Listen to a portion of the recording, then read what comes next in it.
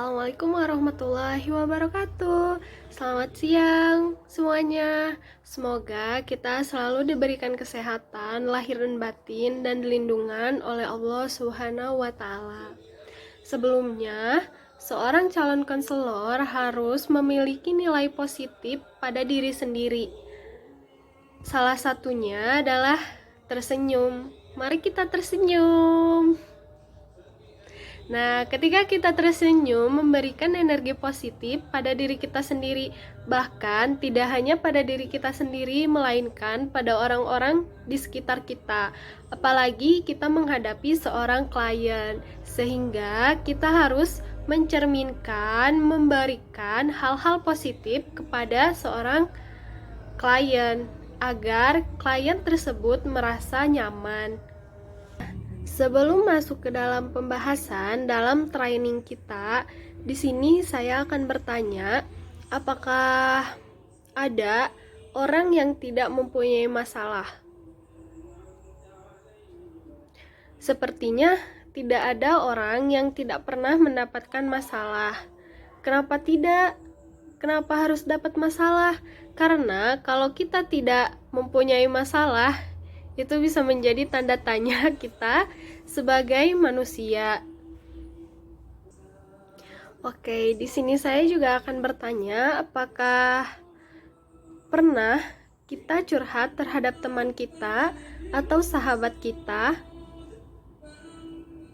Pastinya kita pernah bercerita sepatah atau dua patah kata terhadap teman kita, bercerita curhat tentang masalah-masalah seperti malas belajar, atau ada konflik dengan seseorang, atau juga masalah percintaan. Kemudian, siapa di sini yang pernah dicurhatin oleh seorang teman? Jadi, kita menjadi tempat curhat teman kita yang sedang mengalami permasalahan tersebut, sehingga si teman kita tuh curhat sama kita gitu. Berarti 99,99% pasti kita pernah mengalami dicurhatin atau curhat gitu ya. Selanjutnya kita masuk ke dalam tahap training, yaitu sebagai seorang konselor sebaya. Sebenarnya apa sih konselor sebaya itu? Apa sih kegiatan konselor sebaya itu? Apa sih pengertian dari konselor sebaya itu tersendiri? Pada hakikatnya, konselor sebaya itu adalah konselor yang seumuran, yang berperan menjadi seorang konselor. Dalam pelatihan konselor sebaya ini berarti kita calon-calon konselor diutuskan atau yang pada akhirnya akan mengkonselingkan teman-teman kita yang mempunyai permasalahan. Nah, di sini kita diberikan pelatihan-pelatihan, keterampilan-keterampilan bagaimana menjadi seorang konselor sebaya. Menjadi seseorang yang bisa membantu teman-teman yang lainnya. Di mana adanya konselor sebaya ini, para remaja atau teman-teman seusia kita itu bisa peduli terhadap suatu permasalahan teman kita tersebut gitu. Jadi ketika kita melihat teman kita sedang sedih, itu kita sebagai seorang konselor harus peka terhadap teman kita yang merasa sedih, karena kita dibekali oleh keterampilan-keterampilan, pelatihan-pelatihan menjadi seorang konselor sebaya.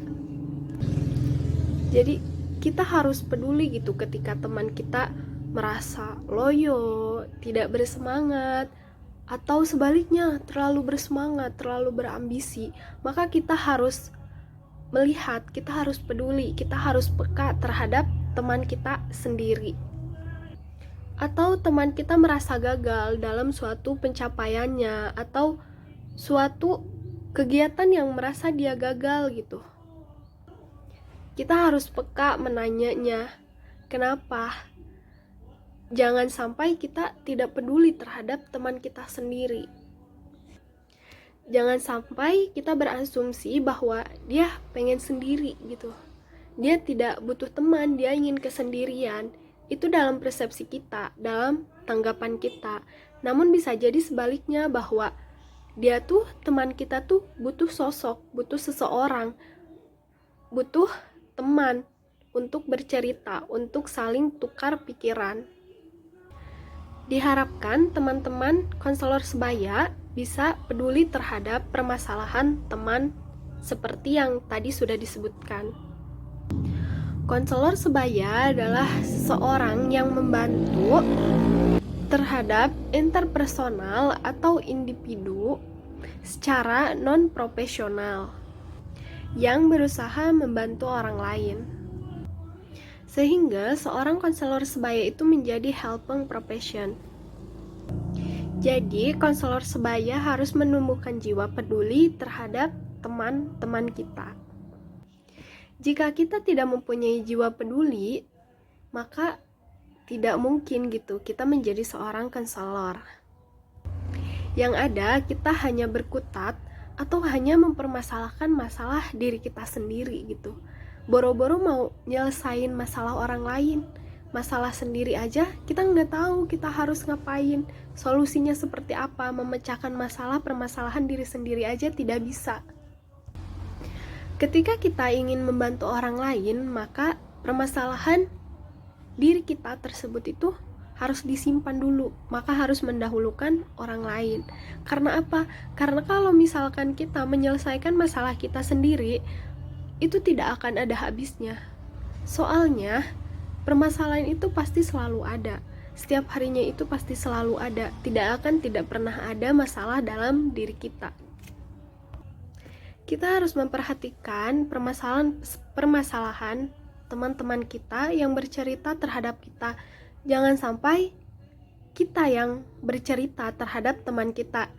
Bukannya membantu, malah menambah sebuah permasalahan. Kemudian, karakter tanggung jawab mahasiswa konselor sebaya yaitu menjaga ucapan dan tindakan, komunikatif, baik dengan teman, dosen, orang tua, di lingkungan kos, lingkungan rumah. Tugas direncanakan dalam bentuk jadwal sebelum waktu tiba, bersedia menanggung beban atas kesalahan yang dilakukan dan tidak mengulangi lagi kesalahan yang sama, sehingga melakukan yang terbaik setiap saat, tidak mudah menyerah dan terus mengupayakan keberhasilan, memberikan sesuatu yang terbaik. Di antaranya ada 8 karakter konselor sebaya yang harus dimiliki. Yang pertama adalah menerima. Menerima apa sih? Menerima teman, yaitu tidak bisa membeda-bedakan antara dia teman A, dia teman B, atau beda suku, atau beda agama. Kita tidak bisa seperti itu. Yang mau siapapun itu, maka kita harus menerimanya. Yang kedua adalah kita harus perhatian penuh terhadap teman kita yang sedang curhat. Jangan sampai kita yang curhat gitu ya. Jadi terus memberikan perhatian-perhatian terhadap teman kita yang sedang bercerita tersebut. Yang ketiga adalah memberikan kesimpulan dari cerita teman kita yang sedang bercerita gitu. Apa sih kesimpulan dari permasalahan yang sedang dihadapi ini? Yang keempat adalah pertanyaan terbuka, di mana kita harus bertanya, bagaimana, kenapa bisa seperti itu, sehingga ketika teman kita yang kurang malu untuk bercerita, maka kita pancing untuk bercerita dengan apa yang dihadapi dengannya. Kelima adalah refleksi. Refleksi di sini adalah ya udah kita secara refleks aja gitu dalam bercerita atau mendengarkan atau mendengarkan curhat teman kita gitu. Jangan sampai teman kita curhat tapi kita sudah punya catatan apa sih yang harus ditanyakan, pertanyaan apa yang harus dilontarkan. Yang keenam adalah mengkomunikasikan secara jujur. Apakah teman kita dalam menghadapi permasalahan tersebut itu benar-benar terjadi atau hanya sebuah sendu gurau gitu, hanya ingin membuang-buang waktu saja. Yang ketujuh adalah konfrontasi.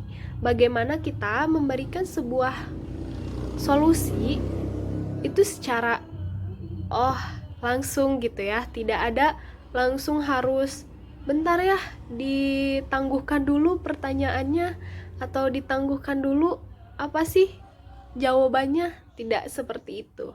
Yang kedelapan adalah merumuskan masalah.